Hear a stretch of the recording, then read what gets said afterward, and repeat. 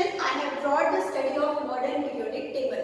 So as you all know that in the previous session I have taught about what is a modern periodic law, and the detailed explanation I had given about the periods. Okay, so before starting the detailed study of group, we will just discuss about the infrastructure of periodic table and how many groups and how many periods are to be present in the periodic table, that we will discuss today. So as you can see on the board, I have made the infrastructure of the modern periodic table for you. So that will help you to understand what are the actual positions of groups and periods in the periodic table. So let's start to understand.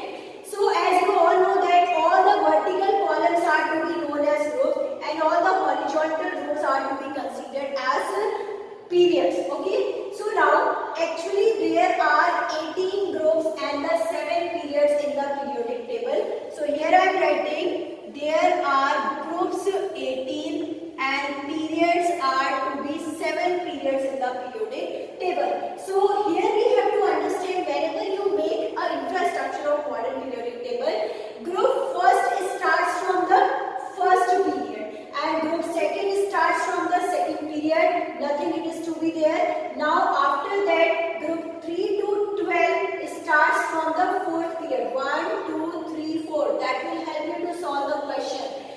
Again reminding you, group 1 starts from the first period, group 2 starts from the second period, group 3 to 12 starts from the fourth period. Now group 13 to 17 starts from once again from the second period, and group 18 that also starts from the first period. So let me highlight all the portions.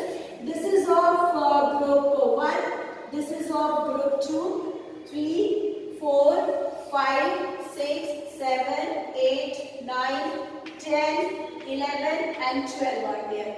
This is of 13, 14, 15, 16, 17 and 18. So all are the vertical columns we have numbered. So all you have seen, these are numbered horizontally. And these are the periods, so that I have written 1, 2, 3, 4, 5, 6 and 7 periods are to be there. So here why I have made this periodic table. In the next session once again I will make the periodic table.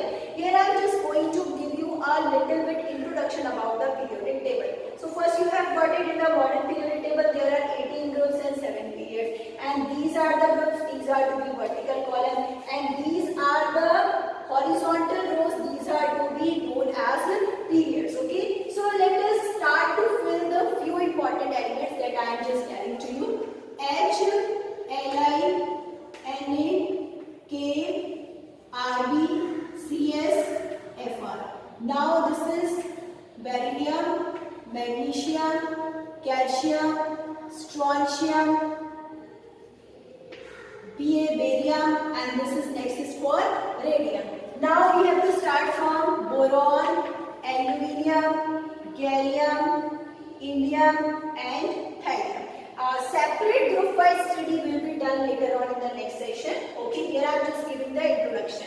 Next, carbon, silicon, germanium, antimony.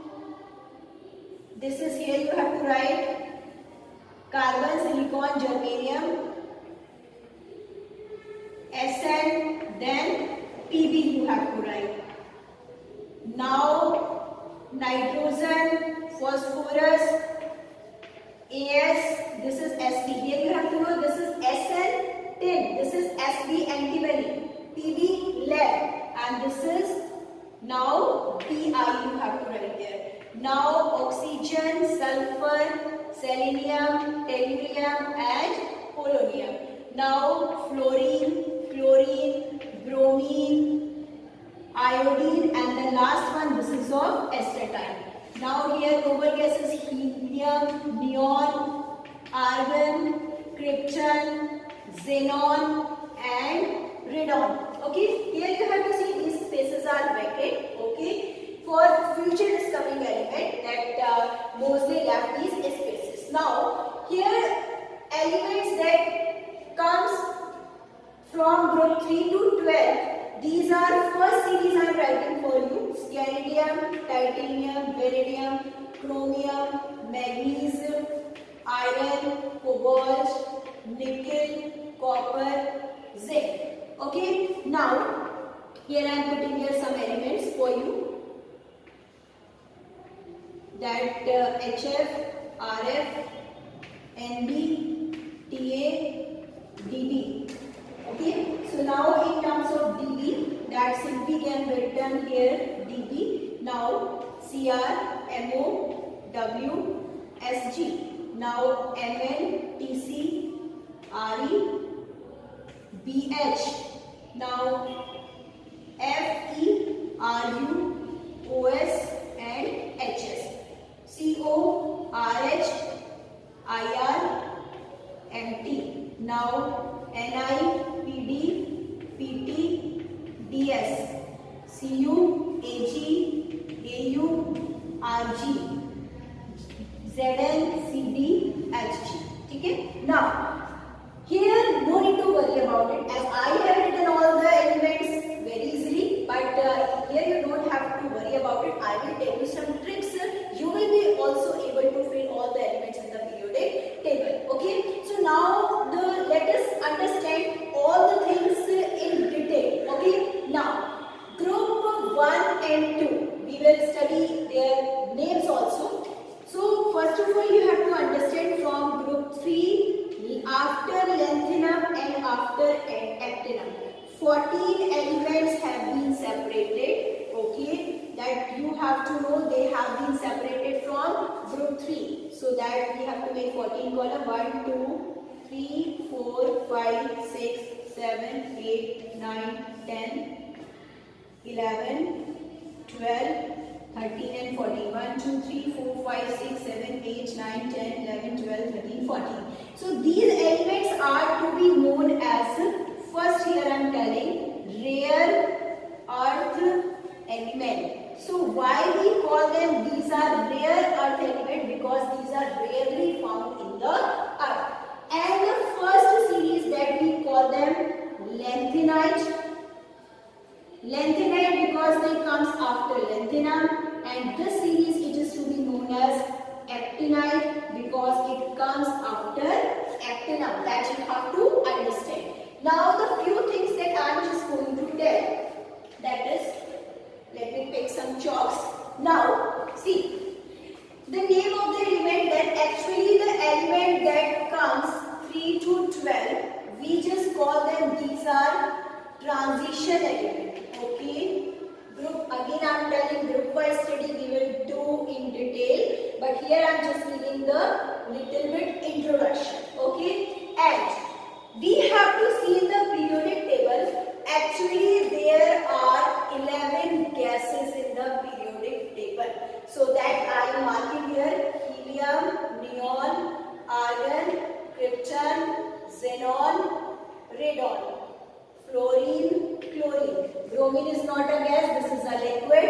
Oxygen, nitrogen, and after that you have to see hydrogen. So start to count 1, 2, 3, 4, 5, 6, 7, 8, 9, 10, 11. So this is a very important point that you have to keep in your mind. There are 11 gases in the periodic table. Now the next point which you have to understand, that mercury, Hg there it is to be written, you have to see, find out there, Hg is written here. So that occurs in a liquid form. So this is a metal which occurs in a liquid form. Okay. Now phosphorus, P is to be written here. So this is a non-metal which is highly reactive. Here I am just giving the information. This is highly reactive non-metal. Almost you have studied in the lower classes, the reactivity of non-metal is lesser than the reactivity of metal. But here phosphorus, it is only the non-metal which is highly reactive. That's why it is to be used on the matchboxes. In the matchboxes, as you have seen, a substance that is to be pasted around the matchbox. This is of reddish brown color. So this is actually a phosphorus. After even a small rubbing, it can cause fire. Okay, so that you have to know that. Now the next important thing which I am telling, that highly electronegative element of the periodic table, this is of fluorine. Fluorine is the highest, you can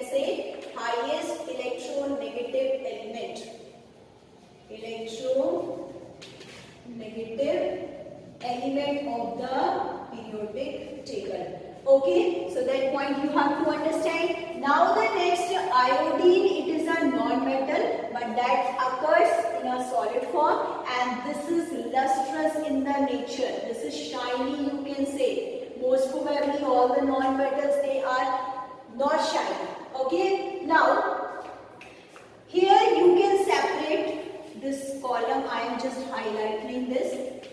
Okay, so as you know that in the modern periodic table, all the metals and non-metals, they have got the separate places. So you can see this is a zigzag line, and this zigzag line shows that all these are of semi-metals. Semi-metals, or the other name which we have given, these are to be of metalloid. Is it clear? The name of these metals that I have highlighted, that portion, these all are of semi-metals, and semi-metal, it is of the range which separates the metal from the non-metal. Means the elements, those are present below the zigzag portion, they goes in the category of metal, and those comes after the zigzag portion, they goes in the category of non-metal. And these elements, they have the capability to show both the nature, sometimes metallic, and under some condition they will show as a non-metallic nature. So I think you all have got a little bit introduction about the modern periodic table, which I have given and which I have explained in front of you. Hopefully you all have got it. In the next session,